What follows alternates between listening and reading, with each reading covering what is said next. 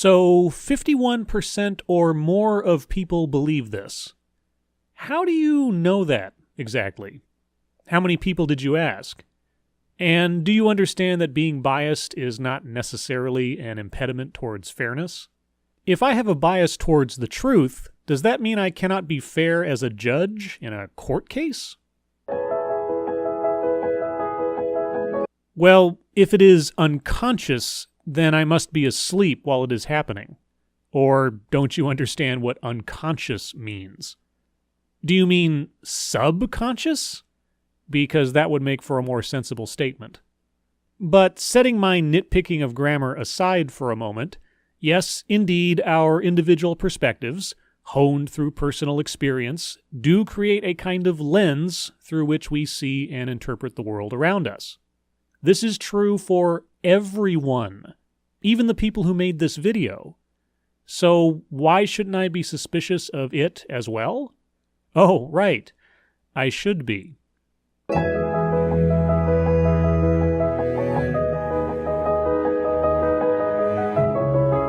So would you say that process is subconscious or unconscious? Sorry, that point still bugs me. But yes, the brain can process only so many things at a given time, and the number is more like 50, according to a recent study from Cornell University, a link to which I've posted in the description. It's actually really interesting.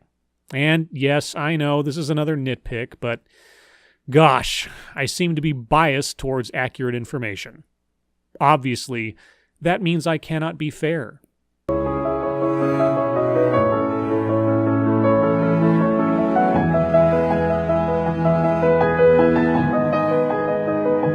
Really?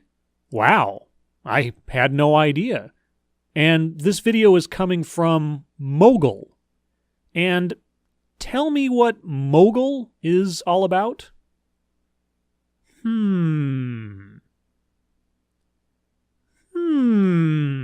I see. So, wait a second. What does your content mainly focus on, then?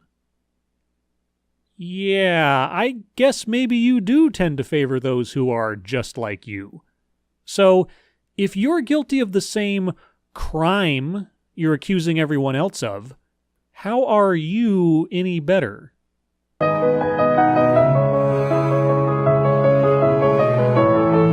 Well, sure. I mean, if I have a bias towards dating women because I'm a heterosexual, the likelihood of me ending up dating a man is indeed slim to none.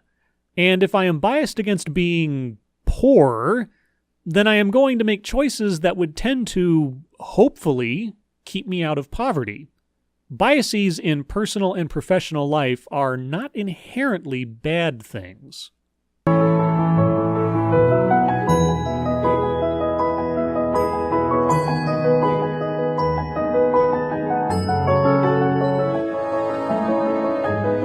Dang it, here comes that bias of mine again.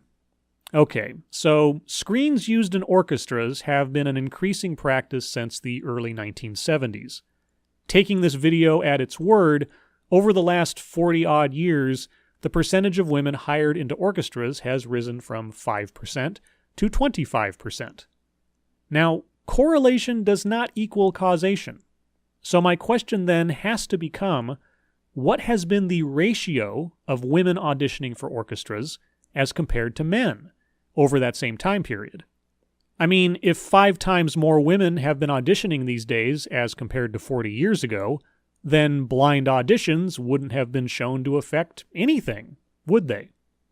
The problem is, I tried to look for those numbers, but I couldn't find them. Maybe there's a study out there deep in the intertubes about it, and I would love to know what it says, but I couldn't find it. The closest I could find to an article that attempted to find reasons other than overt bias or sexism was a piece from The Guardian back in 2012.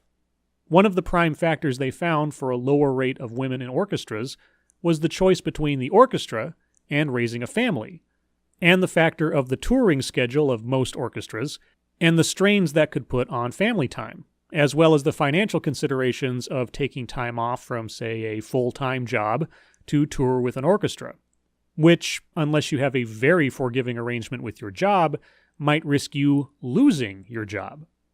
In short, I can't find enough information that shows blind auditions have been a cure against hiring bias in orchestras, or even if hiring bias was the cause of such disparities in the first place. But I am more than happy to be proven wrong.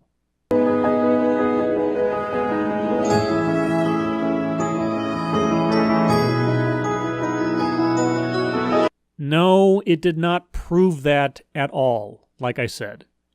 It is an interesting factor to consider, but more information is required to make such a definitive conclusion.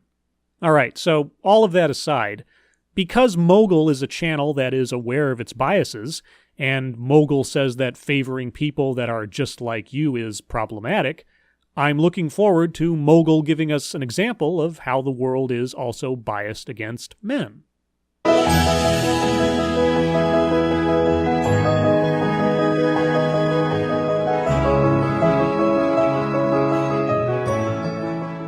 Wow, Mogul.